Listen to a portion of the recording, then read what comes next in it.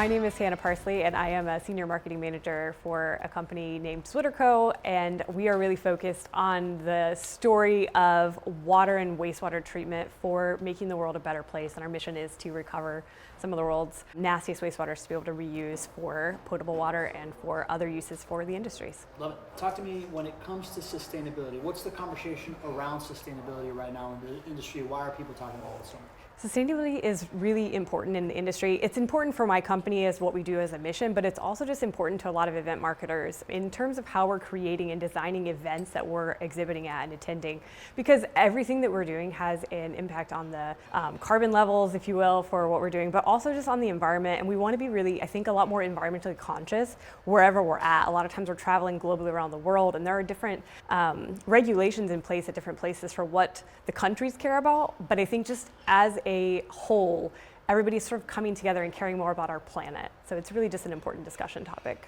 So give me like the categories, like, hey, when you're thinking about sustainability, let's break it into like these three different buckets. Sure, I think there are three different buckets that you could toss the sustainabilities into. I mean, there's a lot more, but let's focus on three different ones. So if you think about giveaways, if you think about logistics for the trade show, and you think about like travel for the trade show. So if you look at giveaways, that can be both brochures that you're giving away, but also like tchotchkes and like things that you're giving to customers. In that realm, I really like to do QR codes over having a ton of physical brochures there, and also gives me an opportunity to collect email addresses so I can email out the brochure later. That's great for marketing and sales down the line. And then I think also from the tchotchke standpoint, I'm not a huge fan of giving things away that are going to end up in a landfill.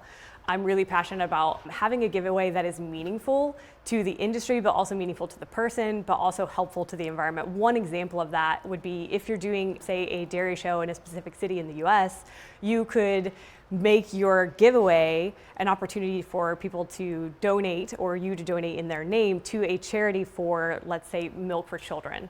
That ties into the industry that I'm in, dairy, but it's local also to that city, so it helps that city and that environment that you're in. So it's a way to give back, but also feel like what you're doing is making a difference to both the person that's giving their name and otherwise. There are so many different ways that you can do different things with giveaways. I think a lot of times I'm seeing more and more, people don't really want to take things home from it. So you don't want another water bottle given to you at a trade show. You don't want maybe another notebook that you're gonna get at a trade show, even if it's a bamboo pin and recycled paper that you're getting. Sometimes you just don't want that.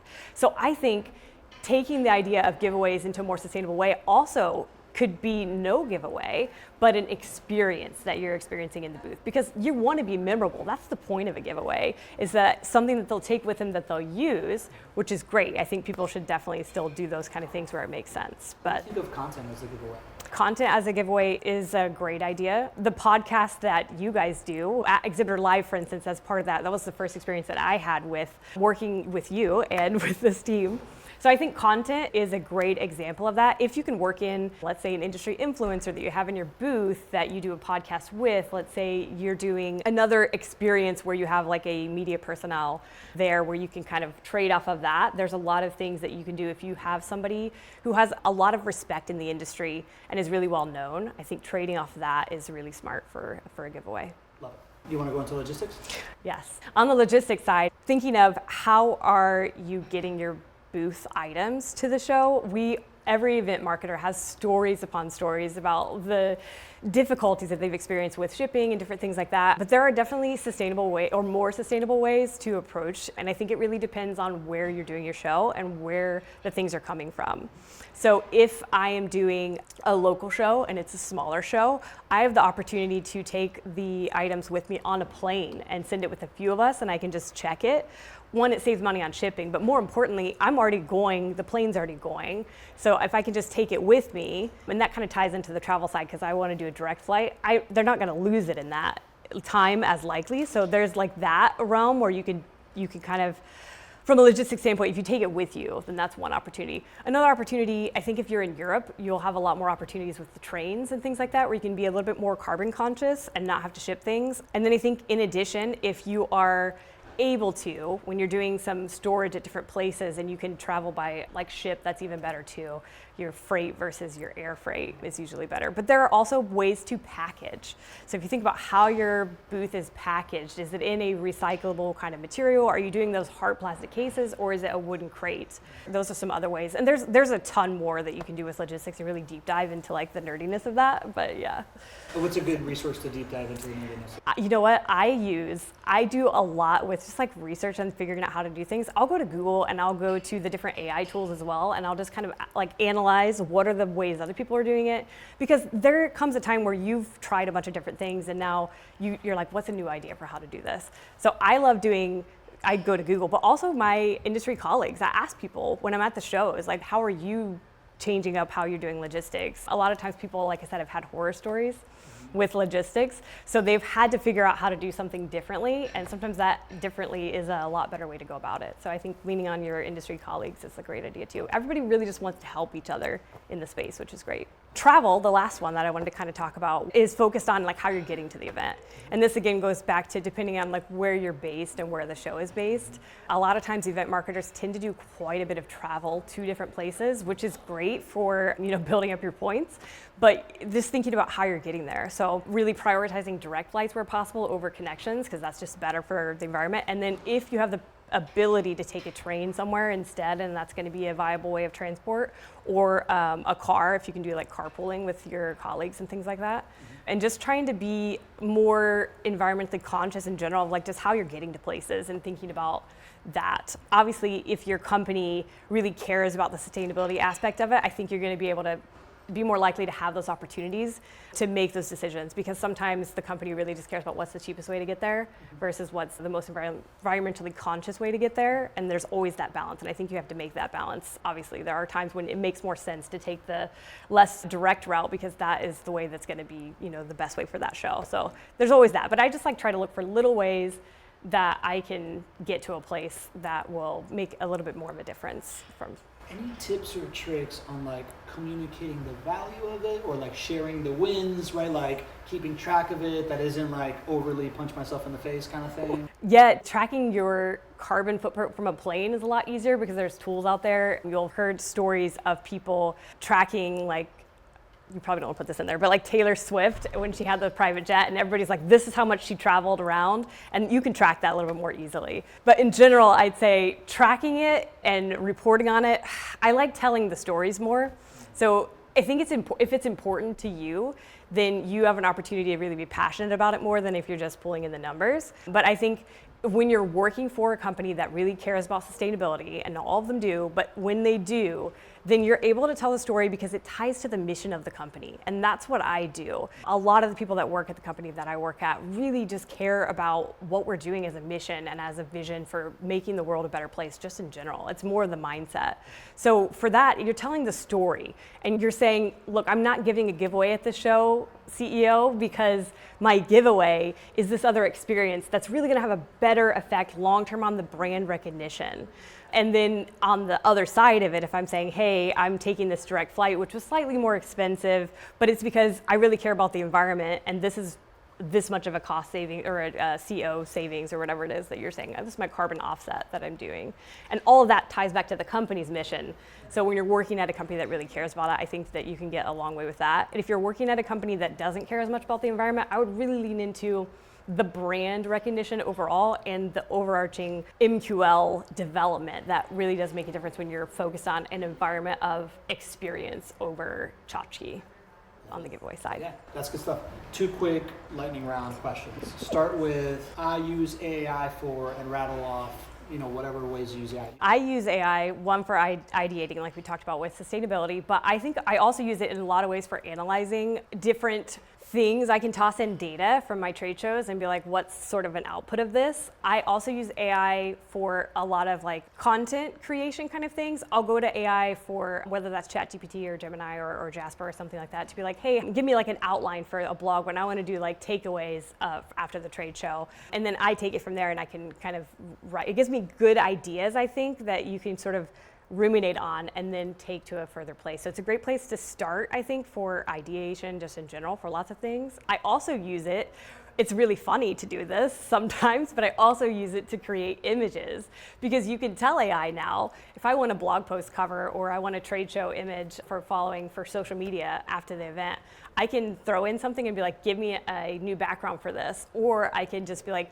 create an image of a wastewater treatment plant with a woman in a safety gear, basically, with a sunset. Like, I can make that image. Sometimes what comes out is hilarious, and sometimes it's really great. So those are just a couple different ways. It's so cool to use AI nowadays. There are so many things you can do with it. Jasper, I think in particular, is really awesome for marketing. Last, best engagement idea that you've ever, that's ever worked for you or that you've been a part of off the top of your mind. Best engagement idea I've ever done or been a part of is? The best engagement activity I think that I've seen happen in trade shows usually is around live demos. Especially in the industry that I'm in, people like to see what's happening. So if you can make a live demonstration of something, people will flock to that to see it, especially if you have a product that sounds too good to be true, which we do. So that is one of those things where people really need to see it to believe it, where you're like, hey, this is really gonna work. If you're doing something that has never been seen before, you're gonna have a lot more of a draw. And I think you get a lot more engagement out of that. And for us in particular, I also think that a lot of thought leadership, really, very, very much in the technical industry, the papers and presentations that we give, always super well attended because it's an interesting topic for people. And that I think is really helpful. So I think leaning into your strength of what makes you different and creating an engaging idea around that can really, I think, be beneficial for companies.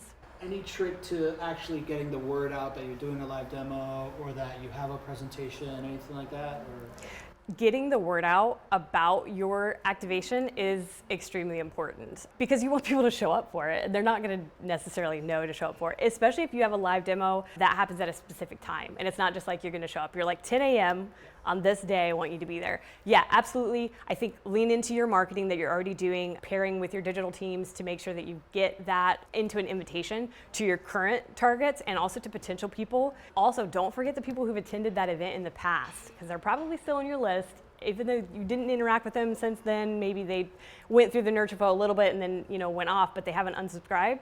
Lean into that and be like, hey, you visited us last year. Create like a specific messaging for that. And then I also would go out on social, especially groups. I think social, on LinkedIn especially, people miss groups because groups are actually really, really well done on LinkedIn a lot of times. So if you're in the right group and you get that message out, sometimes it's better than just posting from your company page.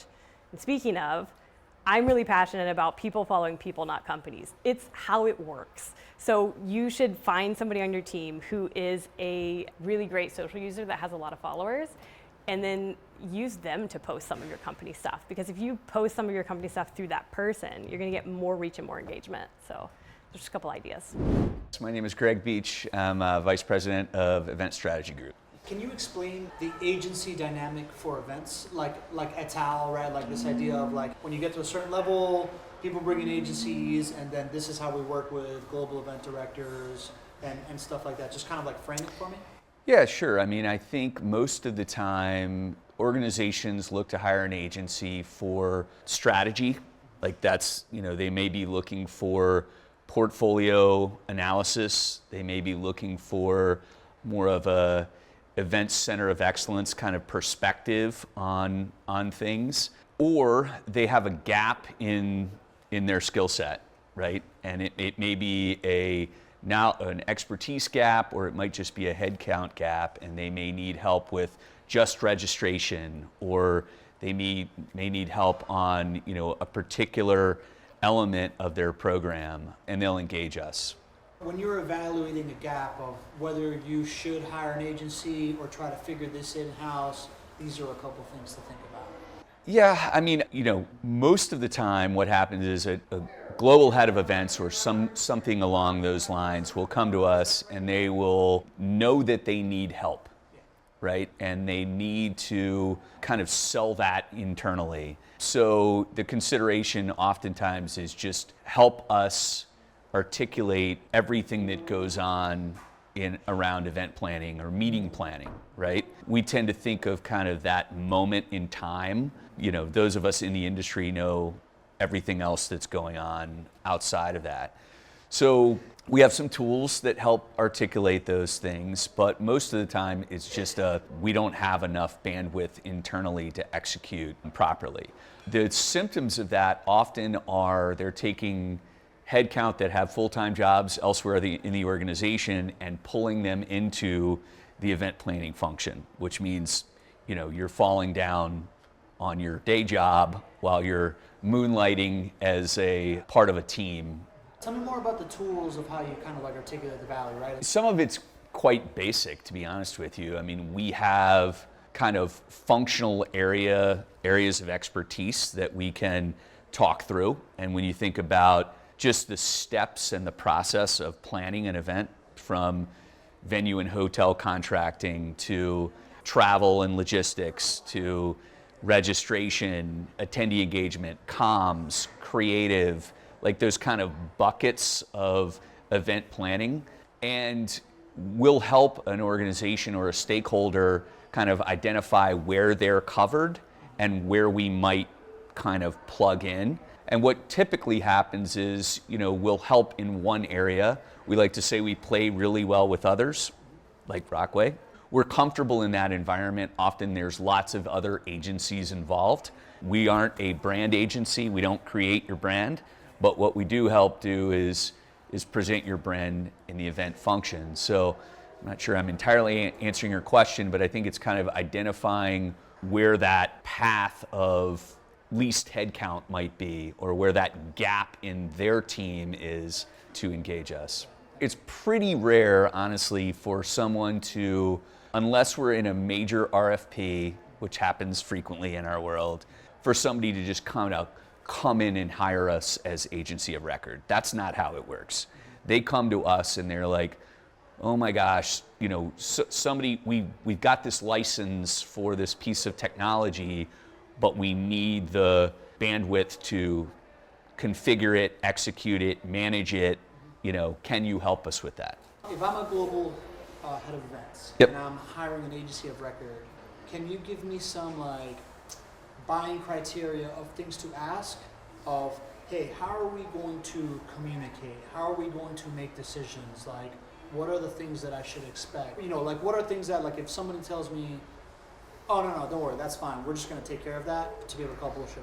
You know what I mean? Like how would you advise somebody like setting level expectations of you're bringing on an agency of record and they should walk you through XYZ, they should have these types of communication tools, they should set clear expectations around? Well, first of all, it's never just an on-off switch. Like there's an onboarding process that needs to happen. In a perfect world, even around a specific maybe group of events, we have a steering committee where we're using client stakeholders to fill that steering committee. That might not be their full-time job, but they might be on the communications team, or they might be on the brand team. So we're going to form a steering committee and curate a regular cadence with that steering committee around the program. I mean, that's in a perfect world. That doesn't always happen. And I think directly with the global events team, and ideally with the CMO or the marketing C-suite, we're consistently, if not on a monthly, a quarterly basis, articulating kind of what our priorities are, where we're aligned on those. And it's at a pretty 20,000 foot view. The details are where I think there's an expectation when you're hiring an agency of record that our team is the one in the weeds worrying about the logistics, worrying about the on-the-ground execution of that. At a very broad level, we like to think about it that we're the ones handling all the details so that our client stakeholders can focus on their customers, both internal and external, and their content. Right now, I am using AI for... Yeah, right now, internally, we're really using it for these stakeholder meetings that we have, right? So we have regular meetings about all kinds of things, like, right? We're in meetings all the time, every day. We use a note-taker tool that helps us. I love it because I don't have to take notes. The tool is recording that call, and there's a baseline. We will often, for our clients, we have stakeholder reports every week. So every one of our stakeholders gets a report from our team about their account, the scope of work that we might be working on, and that tool really helps to kind of frame that. And for those of us that are participating in a lot of meetings, a lot of different clients, a lot of different stakeholders, I'm able to go back and review, what was said in a previous instance, not in a gotcha kind of way, but in a just like, what was that budget? What was that deadline? How many people was that? Those types of things, I think is pretty effective. And of course, we're looking to utilize it in, just from an overall business efficiency standpoint. So if you're looking at staffing schedules, if you're looking at lead retrieval consolidation, we also have content people internally, right? So one of the areas that we do in-house is around, so if we're talking about a larger conference, maybe it's a customer conference, maybe it's an internal conference, we've got our team that's responsible for content creation. So we're really looking at the client input, and then we're crafting the story that we want to tell, right? So there's some instances where using AI to help kind of jumpstart that, or even have our clients utilize AI to jumpstart that, and it can be helpful for our team. Well, I'll take a recent example. So when we sponsor events as an agency, we're sponsoring events for event professionals. So, it's a high bar. We're preaching to the choir, and I think we're very careful about the types of sponsorships that we're engaging in, because we want to make sure that we are really walking the walk. So we're planning one right now for SEMA. We just had one for EMS that we were pretty proud of. It's very simple, not all that expensive, but we were the water bottle sponsor for the Experiential Marketing Summit. And we knew we didn't want to just give out the water bottles. So our team created stickers. Everybody likes to put stickers on their computer. They like to put stickers on their water bottle. We pulled together kind of some stickers that people could self-identify, things like, event technologist or talk data to me. And it was a huge hit. Like, people really liked that sponsorship. So I think for me, it was a reminder that know your audience, be very curious and careful about what you think is engaging to them. And also, this didn't break the bank. So you don't have to always do the biggest, shiniest thing. I think what you need to do is be authentic to your audience. And I was happy about how that came together. Any insight that you have gained so far from dinner or today's session, or any thus far, anything that you're already okay, I'm taking this thing home with me from the experience so far? Yeah, I think that the last session for me, it was great to just be on a fly on the wall. I tried not to talk a lot, but what struck me was we had a very diverse group of companies, like organizations, products that they're representing, but they're all facing similar issues, right? So I think the takeaway is just the power of community, right? They were sharing with each other the different tools that they were using to solve these problems.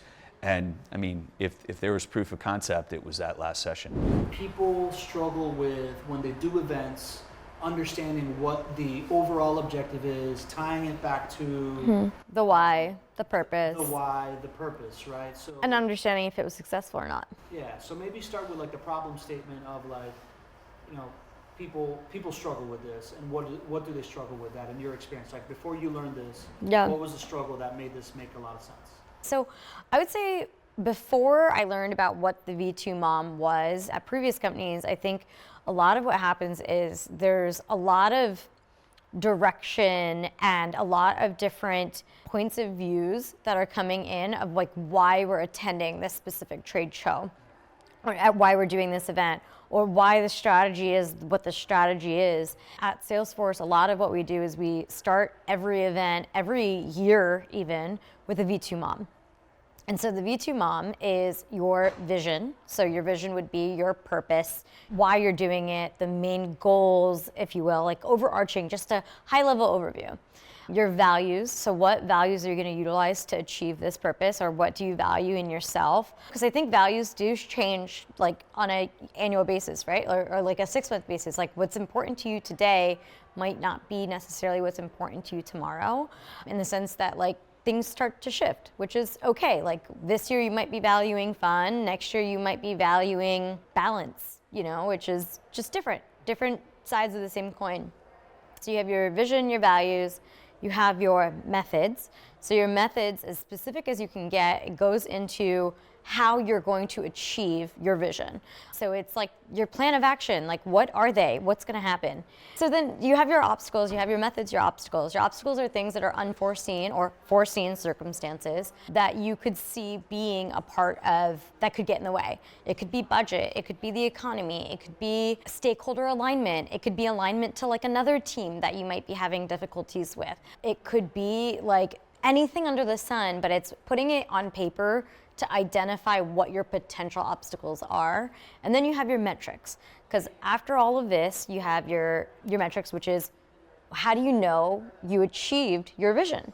So your metrics can be anything under the sun of what you want them to be. Like it could be stats, it could be anything at all. I think the other thing that I want to call out on this is that your V2 Mom is something that you want to be able to update. It's evergreen. Like you can change it a week from now, you can change it 2 weeks from now, a month from now, 6 months from now. It's better for you to continuously adjust it so it's accurate to like it's a representation of your work, of what you're doing or what your team is doing. So updating it frequently is important. Like I remember when COVID hit, it was 2020, we had all had our V2 Moms like signed and sealed and like ready to go. Not sealed, in February. And then COVID hit and we were all like, well, that's an unforeseen circumstance, a pandemic. Like we had to completely pivot what our V2 Mom was, what our vision was. Like suddenly all of our values started to shift. It was like, how do we have that work-life balance? How do we make sure like mental health is important for our employees? Like finding all of that, we had to go back to the drawing board for that V2 Mom that year. But it is an evergreen document, and I also think it's important to personalize it to you. Someone at the conference today was talking about how it's like you're a whole person. Like you're not just the person you are at work, you're another person at home.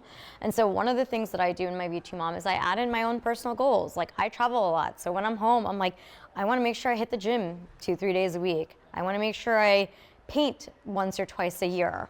I know I want to hit like X number of community hours. So you're able to incorporate it and personalize it as much as you want. But I'm a firm believer in if you write it down, it's more likely to come true. So in a way, you're manifesting. I love it. So what I'm hearing is that there's kind of like multiple levels of V2 Moms, right? Totally. There's like the yearly business plan V2 Mom.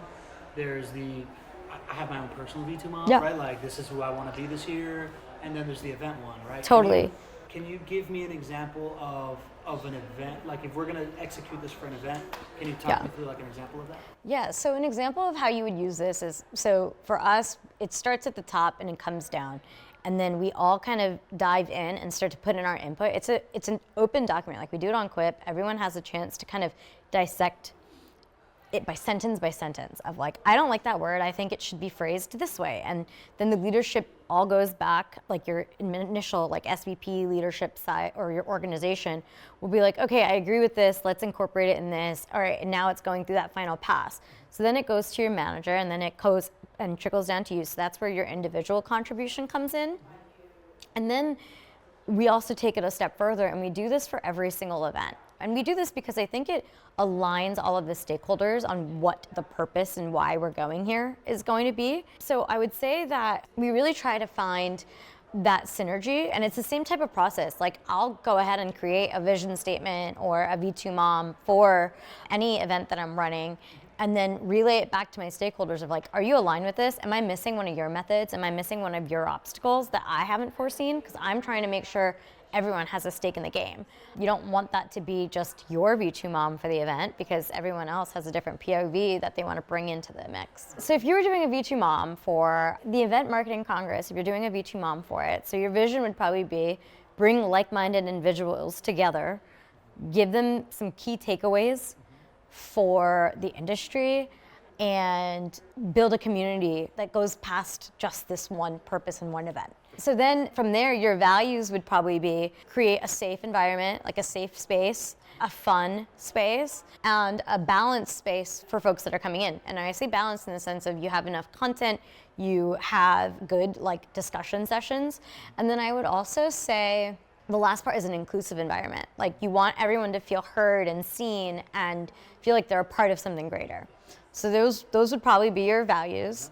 And then your methods, I would probably say, is like when you guys first started this, of like, okay, how are we gonna do it? Like locking the date, locking the venue. And those are all like those tactical things, like those project management details of what it is. And you can bucket it, and you can even like bucket it as like, okay, like lock in the agenda. What does the agenda look like? What does the content look like? And break it out like a, exactly, like a project plan.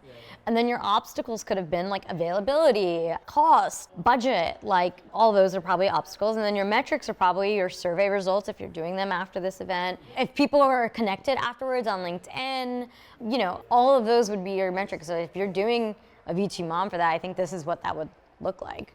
I love that. Cool. My favorite engagement that comes to mind.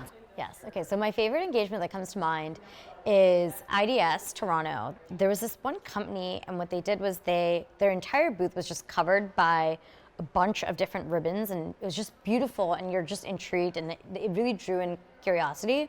So you'd walk up to the booth, and they gave you this audio recorded thing, and they're like, okay, like hit 1 when you get into like station 1, and you got into the station 1, and you saw like this seed, and then essentially the thought was you would follow the seed through the various activations that they had, and each one was a different surface, and that's what they were showing, and you don't realize that at the time, and then you're like, wow, like they gave me some really decent food.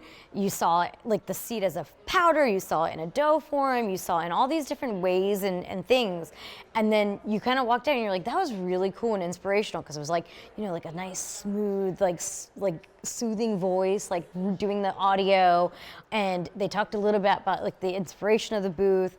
It was really cool. It was probably like the one that sticks out to me the most, because it was just so interactive, but not in your face pushy. It was just there. Like they had a really predominant space on the show floor, and it was just, okay, walk up, like take like a little audio thing. They had like a little stand, and you're like, what is this? Like, and they're like, oh, here, go over there. That's where your first stop is. Cool. So from this event, feedback on either a big takeaway that you're taking home with you from here, something that you saw done here that you want to copy, an aha moment, anything like that? I loved Jerry's session today. The session of like, rising in the ranks without selling your soul. But the one part of it that really stuck out to me was the diagram of what influence is and what it is consisted of like intention, authenticity, and trust. And I never dissected it in that way. And so I'm very excited to kind of go and apply that back to my work. I think trust is something that you're always able to like work on. I think authenticity is something that I think I've come a long way in my own career of just like owning who I am, and I'm like, this is what I think, and it's okay if I'm not thinking like everybody else. Like that's why you're paying me. And then I think the intention piece of like sharing your intentions and acting what you do, I think is like my biggest. Like I'm like, yeah, like I think it's so easy to just keep going and keep your head down and keep going. And I think if you take a step back and you're like, well, how can I build the trust with the person? What are my intentions and how am I accomplishing that? And am I being true to myself while I do that? Because I think if you do that, then you're able to get that influence in the room. This idea of using other people's money to solve their problems. You mentioned that was like the title of your TED Talk. Why is that such a big piece of event marketing? So in the event world, you spend other people's money every day. You're spending on behalf of your company, you're buying sponsorships, you're purchasing equipment, you're reserving space, you're paying for registrations. So in my role, a company expects me to be diligent about the money that I'm spending, that I'm careful that the expenditures are necessary, that I've secured the appropriate approvals for that spend, and that we are going to get something in return that's valuable to the business. Okay, so then talk me through how you figure out how you actually solve someone's problem. There are a myriad of problems on site, and I call them problems, but they're really opportunities to help somebody or to make a situation better. So that could include things from customers who weren't able to secure a reservation in the host hotel for a conference, or a sales rep who's trying to close a deal who would really like to take a customer out for a nice dinner. Can I get them into the A restaurant on site? I've had customers whose birthdays we've celebrated on site before, so we've had goodies delivered to their room just to let them know we know it's their special day, and while we're not going to count the years, we are going to count gratitude for the relationship. So any ways that we can do things that make the customer's experience better, more positive, and reflect better on our company are all within my purview. And I might have a little magic fairy wand to help me push things over the line to make it really great, really memorable. I want to tap into what you said a second ago. This idea of people aren't good at articulating their own problems. How do you help people articulate the problem so you can get to the root of it? I think sometimes you have to look at a problem from not just the immediate issue, but the 30,000 foot view of what's the good or bad outcome if I can't solve this problem. And sometimes you can't solve it exactly the way on first glance you might think it needs to be solved. So there are times when you have to say, well, I'm not able to do this, but I can offer X, Y, Z solutions. I really try to approach problem solving, if you will, with never go to a leader with a problem that I don't have a proposed solution for. I don't want them to have to figure out the outcome for me. I want to offer them, here's choice A, maybe there's choice B, here's what it's going to cost, this is what it's going to take to accomplish, because their time is better well spent solving other bigger business problems, and it's really my job to move these little inconveniences off their plates. Do you think about how you ask questions to people, or any kind of like frameworks around that? I try to consider that they may not have thought of certain things and position things in such a way that maybe it's just a slight tilt of the kaleidoscope and that they were on the cusp of the right idea or solution. So have you considered that maybe we could approach this question this way and expect that outcome? So just to be able to encourage someone towards the right decision as opposed to a question that could put them on the defensive, make them feel uncomfortable. Usually I find that it's easier to build consensus when you've suggested the consensus answer should be this. Talk to me about fears of other people spending your money and how you like get over that part of it. Every company is budget conscious. Every company is bottom line sensitive.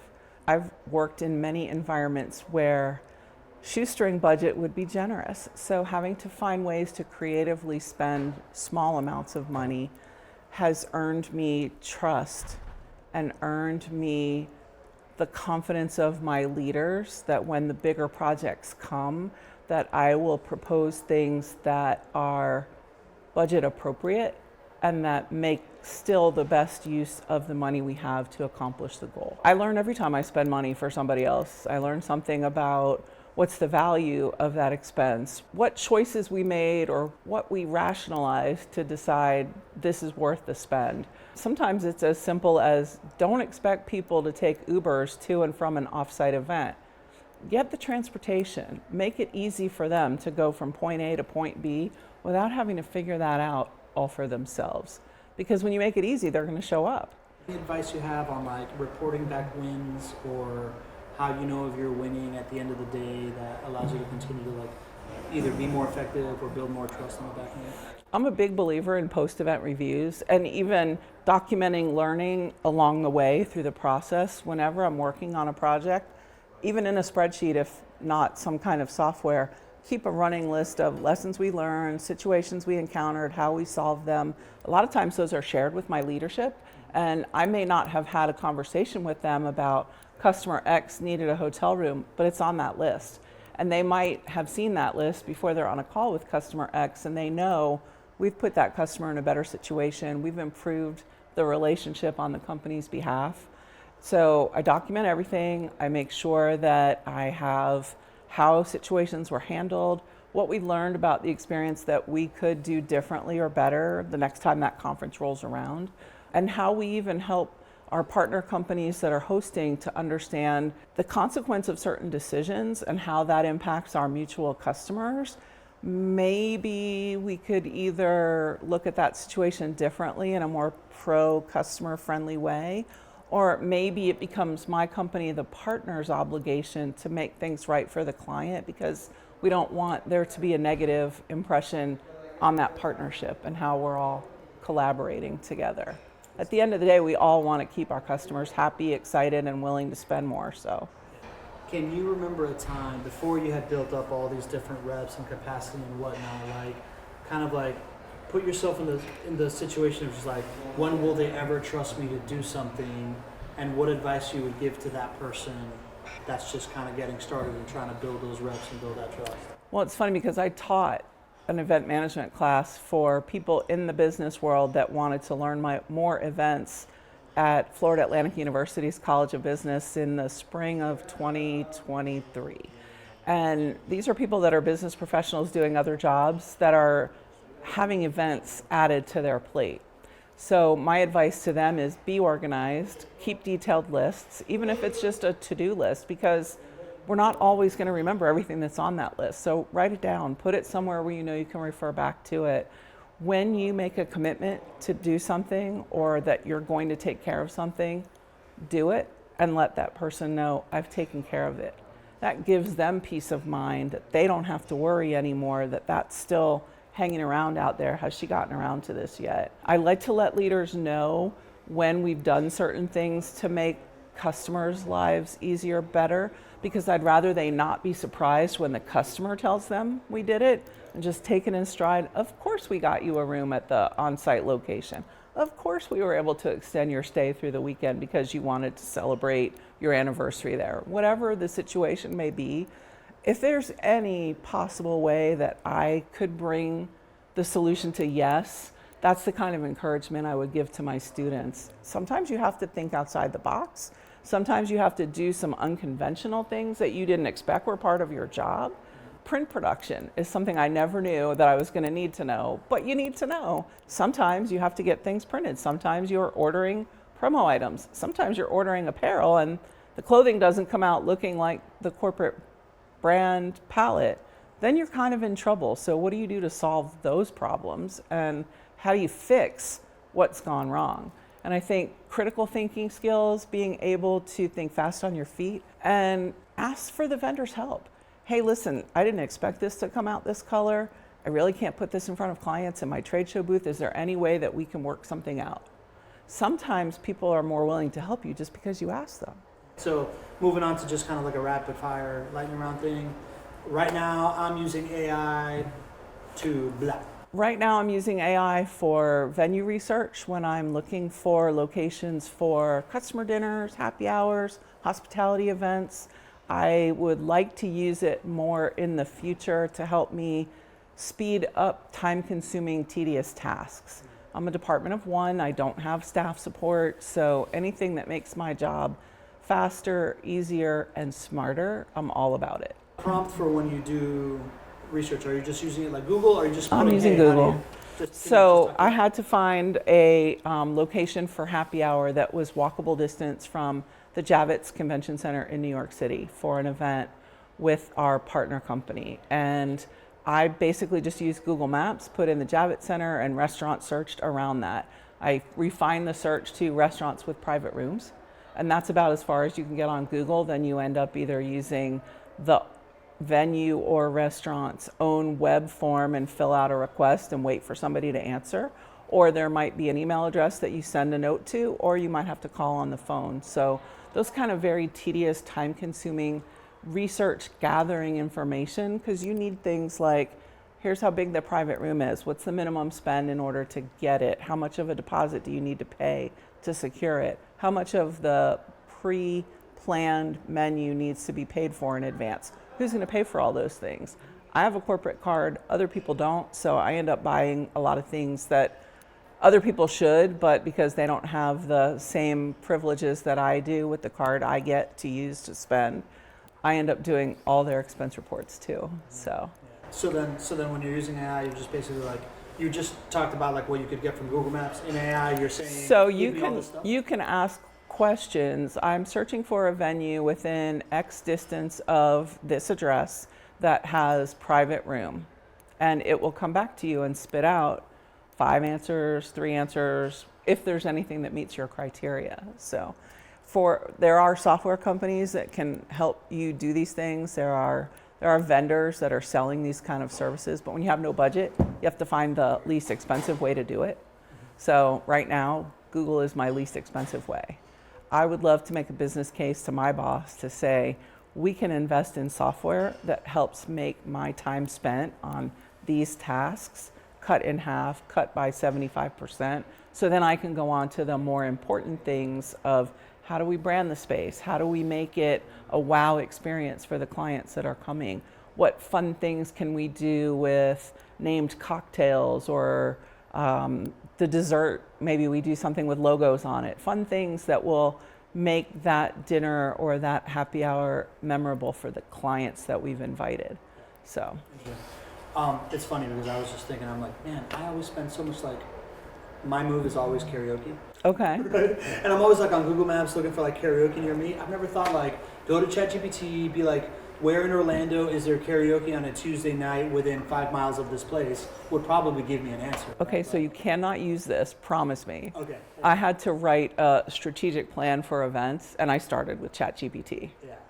Do not tell anybody. I did rewrite a lot of it, but just, the sequence of events and like how to put things in a certain order. Some of it I agreed with, some of it I didn't, but it was like that terror of I'm staring at a white screen in Word and I have to now write something, and what am I going to say? And in my case, I'm there a year and 4 months. I've yet to see the marketing strategy. I've yet to see the corporate strategy. I've asked those questions. Hey, is there a presentation? Is there a video somewhere?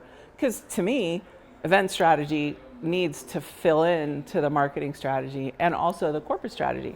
And if you're asking me to write a strategic plan, that's way more than a tactical job. So I told my boss 2 weeks ago, I need to work my way to the marketing leadership team. I'm part of the marketing strategy now. Eventually, event strategy is part of the corporate strategy. So I want to elevate this job, and I want to help my leaders see that I'm more than just a task doer and an order taker. I mean, yeah, I solve problems, but what do I really do? I help salespeople create comfortable environments in which they can sell. I help current customers feel more loyal and more appreciated because we hosted a nice dinner for them. We delivered a nice gift to their room. Those may not close deals, but they're certainly going to keep us endeared to those clients. And at the end of the day, those clients come back, I have job security. When you can flip the perception of yourself from being a cost center to being a revenue generator, your life changes overnight. It's so funny that you say that because I worked for a CEO who said that very thing to me. He said, you are a cost center, you're not a revenue generator. And my response to him was, I see myself as a revenue facilitator. I create environments that are conducive for salespeople to sell. And he tilted his head and he looked at me and he said, I can accept that. Favorite engagement that you've ever pulled off that worked really well for you, been a part of, worked on you, anything like that? Or is it just kind of like, I have more horror stories than I have favorites. you don't have like one time you're like, I had a claw machine at an event last year, and it was horribly bad because the sales guy for the vendor that brought the claw machine was not good at logistics, was not on top of how things were going to be delivered. I must have emailed him the instructions 6 times, and still the day of he's calling me now, who's the contact person and what phone number do they need? It was horrible. And we didn't think about ahead of time, as people need to type in their information on a tablet to get to the claw giving them the prize. People were putting their Yahoo and Gmail addresses in there, and we should have created filters for exactly what data we needed to capture and what things couldn't be allowed. And because we didn't have that conversation in advance, I think it diminished the value of the activation. At the end of it, people were they were opening the machine door and just letting people pick a prize. And that's absolutely not what we wanted. But there was a line halfway down the aisle of the exhibit hall for people trying to get to the claw machine to get something. So, that whole competitive, I want to grab it, I want to win it, was great in theory. It's just in that particular situation, the execution was not great. And also, a lot of times in this job, I'm managing these things remotely and I'm not there to physically troubleshoot when things don't go according to the plan that we had. I don't want to say that my salespeople are not good on-site problem solvers, but they just pick up the phone and call and say, what do I do now? So, and they should, they're there for a whole different reason. I have a lot of things gone wrong. I had a construction crane on a 40-story building in New York last summer that literally caught fire. And as the crane fire grew, the arm of the crane slashes the glass building across from it and literally pulled glass off of the building wall. I was holding a happy hour at 5 o'clock that evening in the hotel next door, had a rooftop restaurant on the 4th floor. And that happy hour was scheduled for 5 o'clock that afternoon. And at 9:20 in the morning, the construction crane was falling down and literally fell to pieces in the middle of the road. At 11 o'clock, I started contacting other restaurants that were on my short list that I didn't choose. By 1 o'clock, I had one of those restaurants lined up, and they had the sister restaurant of the venue that we couldn't use. Not only did we move the happy hour, we sent an email to all of our invited attendees by 2 o'clock. It was the talk of the convention center because everybody knew about the crane accident that morning, and nobody could believe, how did you pull this off? We had more people show up at the new location than had signed up for the old one. So sometimes you just get lucky. Last night, I said that my TED Talk was going to be building authentic relationships. Yes. And tell me why it's important to get to becoming. Yeah. So I think a lot of times organizations will focus on, like, well, I need to show you my product demonstration, right? I need to demonstrate my product, and that's really kind of like focusing up here, but you've forgotten that you haven't earned the right to be able to speak to my brain yet because you haven't spoken to my heart yet. So talking about connecting the head and the heart and making that emotional connection is so valuable and so critical in order to then be able to get my critical brain to really trust you, because my heart trusts you, then my head trusts you. So there's this whole psychology that you can read about, but yeah, getting the emotional connection. I mean, it's advertising 101, right? So it's like once you've got someone to cry or laugh or celebrate, then you're able to then, okay, now we've got something to really engage them on academic level. So I think that's the whole connection between the head and the heart, the relationship versus the analytical.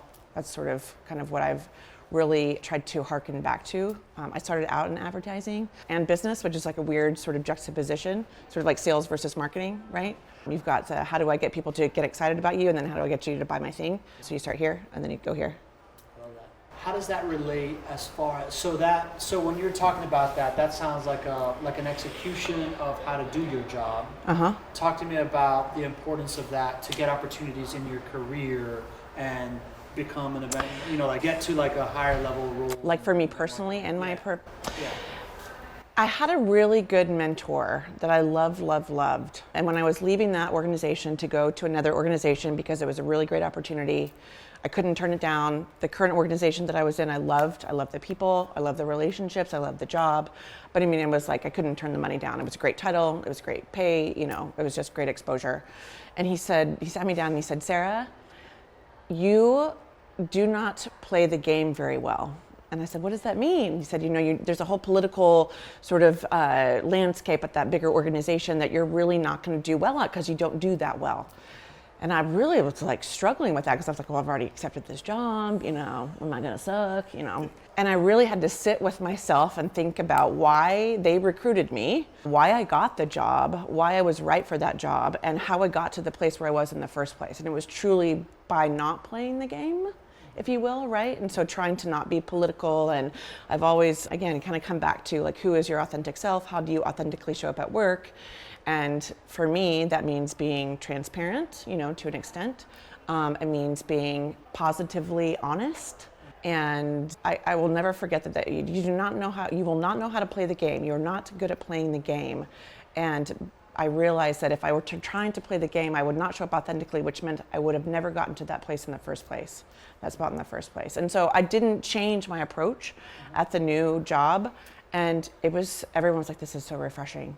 This is so great. This is so unlike anything that we're used to at this organization where everyone plays the game, you know? And I say the game, but it's like that political sort of like posturing. And so I know that in my career, and I've been doing this for 20 years, I've been managing people for over 10 years, it served me, right? And so I got here for a reason. And so I wasn't gonna change who I was or how I approached work in order to try to adapt to some other company's culture, right?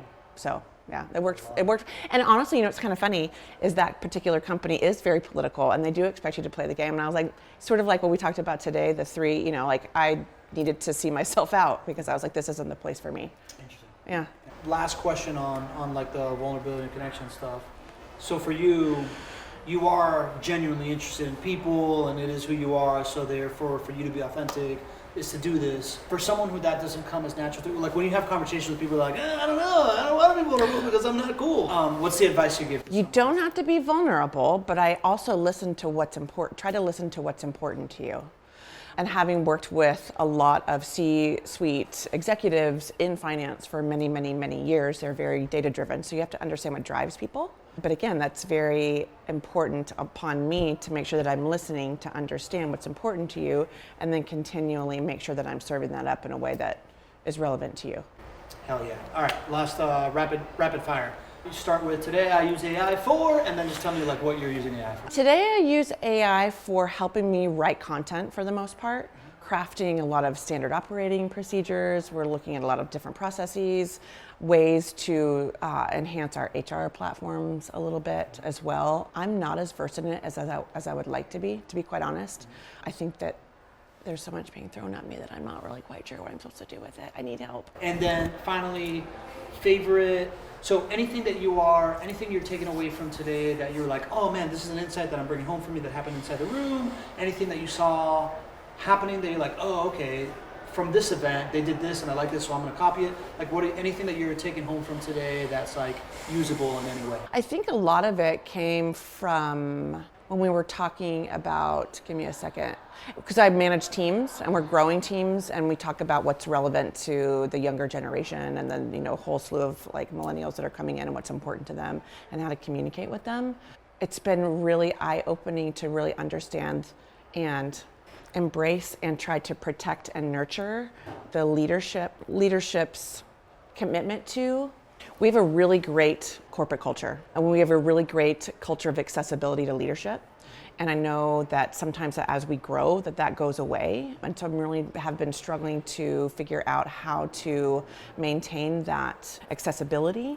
And then today just kind of thinking about, again, individually, how we each bring something to the table that we need to make sure that we are nurturing and harnessing is super relevant. And that's something that I want to take back above and beyond like all of the technology that we've been talking about and AI and different resources that we can use along the way. I really think that top down, like making sure that we're supporting and nurturing our base of people who want to be there, because if we're inwardly, like again, walking the walk and talking the talk, then that shows exponentially in our work. Jerry Mack's session was amazing, just in talking about like what it is, who you are and like how you're showing up at work. And then how are we like affecting that from a leadership perspective and how that trickles down. You can see the shift. You've heard we've talked about change management a lot and I'm in the midst of that. So going from a smaller company of 10 people to a company of about almost 60 people in less than 2 years.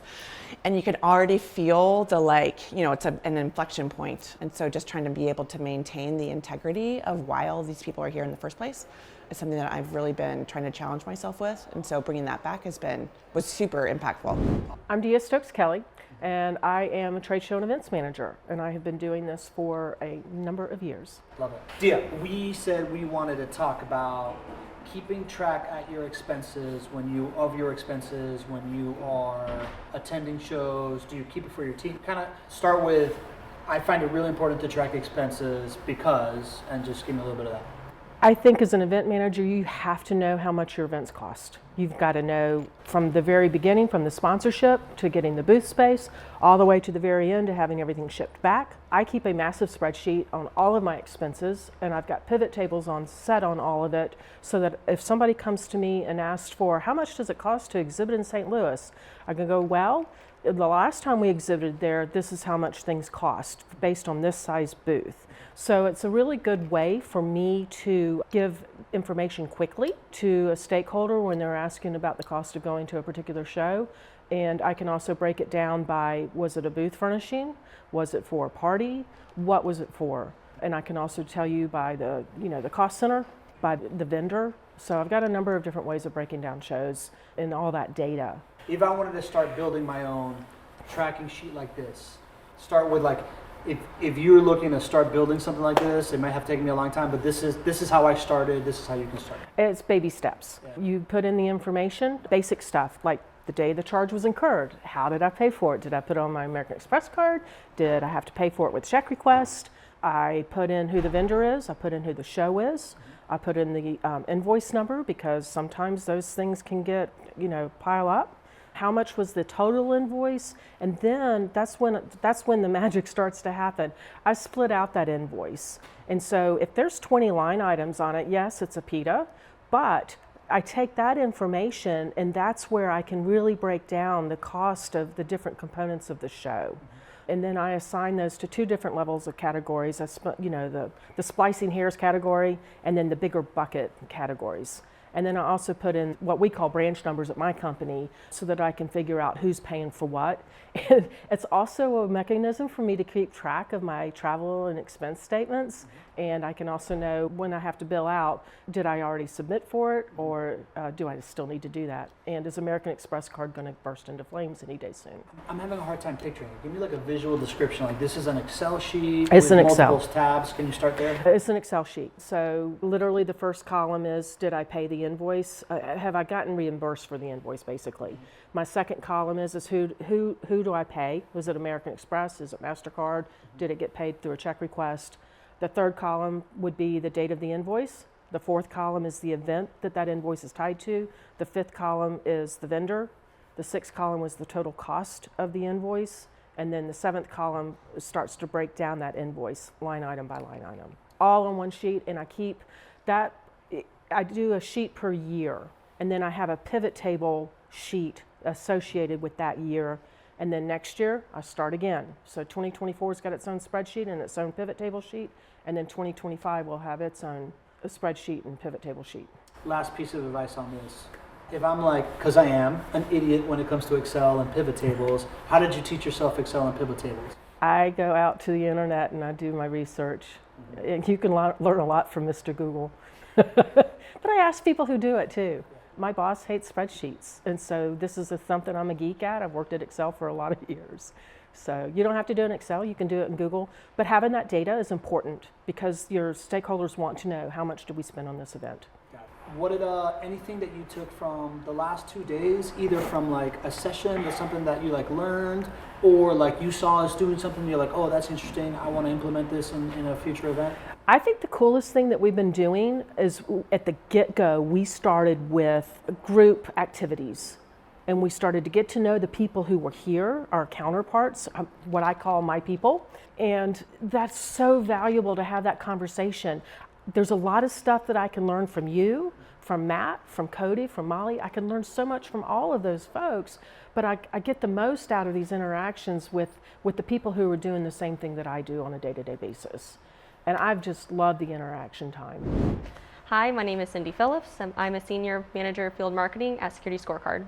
Yeah, the reason why we have a customer advisory board is to give us insights into what we're doing well, what we could be doing better. Actually, members of our customer advisory board, like, not everybody is happy with us, and that's what we're looking for, because otherwise, how are we going to know what is wrong and like what we need to fix?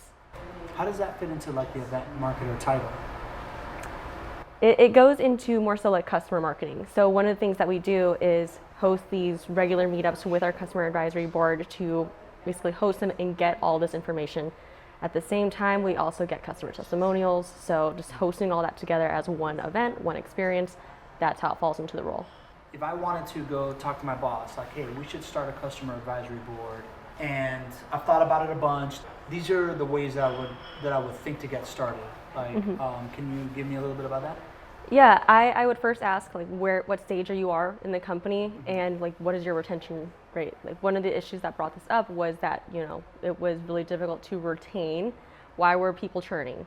So we wanted to get directly from the customers why that was, and what can we do to stop it. In this way, we're able to get ahead of it. So I would ask what your business currently looks like, and if there really is a need for it. Are you looking to do a big upsell motion, or are you trying to retain? Yeah, well, the objectives would be increase LTV or reduce churn, right? Yeah, It's exactly. Kind of the thing, right? I love that. Okay, so give advice on like, if I was starting one, this is what I would be thinking about, this is how I would set it up. I would think about how you would build out those members. So the way that we do it is we work with our sales team and go through this nomination process. So from there, we'll get information directly from them, like who loves us, who is not so in love with us. And then we go through that process, and then we let them know what the expectations are if they're a part of this group. Sometimes it's one whole year that they're a part of that membership that they agree to continue to give us that input. Sometimes it's 2 years. And then you can also look into how that is going to be segmented within the customer base, right? Like whether it's just general cab member or if it's cyber insurance focused. So. All right, so then you've had the conversation with your boss. It makes sense because we either want to increase LTV or reduce churn. We talk to the salespeople, so we know who we're reaching out to. When you are reaching out to people to join the customer advisory board, what kind of conversation, how do you recommend I approach the potential customer advisors? Yep. I would say for my industry or anyone in cybersecurity, they love to be a part of something bigger. They like to be seen as a leader in the space. And one way they can do that is to be a part of these boards that have direct influence in product. So then you're having that conversation, right? Yep. Okay. So what do the events look like? How do the interactions look like? Yep. So it would typically be a full day thing. It would be in one of our key markets, depending on where most of our cab members are located. We'll host it in major cities like Boston, Miami. Something that we're doing recently is hosting our own customer conference. And the day before the actual conference, we actually invite our cab members out to host our cab meeting there. It's a 5-star experience. This last year, it was at the Ritz-Carlton Key Biscayne. We flew them all out. We gave them the first class experience, and then they have additional privileges to meet with our executive leadership team then and there. So it would typically go around with introductions because oftentimes they've never met each other in person. Everyone gives their background as to which company they're with, what their titles are, what their responsibilities are. Sometimes it's a mix of the actual decision makers, some of them are the practitioners, so we get all different perspectives. And then we guide different conversations around, what their focus is, what's good, what's bad, and then we share what is in the future for our product and our company. The entire thing is a VIP experience. One of the fun things that we did this last year was we had a huge welcome reception for them. We had a magician that they loved. It's a bunch of cyber leaders, so they're always looking for some kind of entertainment. And then our big event afterwards, we actually went on to the Seafair, which is the largest yacht in Miami. So that was something that they still talk about today. That's cool. How do you know if you're winning? How do you know if it's working or not? Have you talked about measurement or anything like that? Yeah, customers are turning less. They're actually having that conversation with us so that way we can fix the problem before they make that decision, because it's easier to sell into a customer, upsell with them, than it is to get a brand new one. So we really prioritize our customers and our relationships with them. How does it work how do you communicate with other segments of your company in order to either implement the learnings, or track stuff better or whatever? Can you talk about that? In regards to the cab, so our sessions that we have oftentimes are hosted by those department owners. So we have people from threat intel, from product marketing to actually deep dive directly with them. So that's one portion of it. And then as for the sales team, I'm in regular conversation with them of what are the issues they're having with their customers. I'm using AI today for XYZ. Can you just start with that? I'm using AI today and just talk to whatever you're using AI for?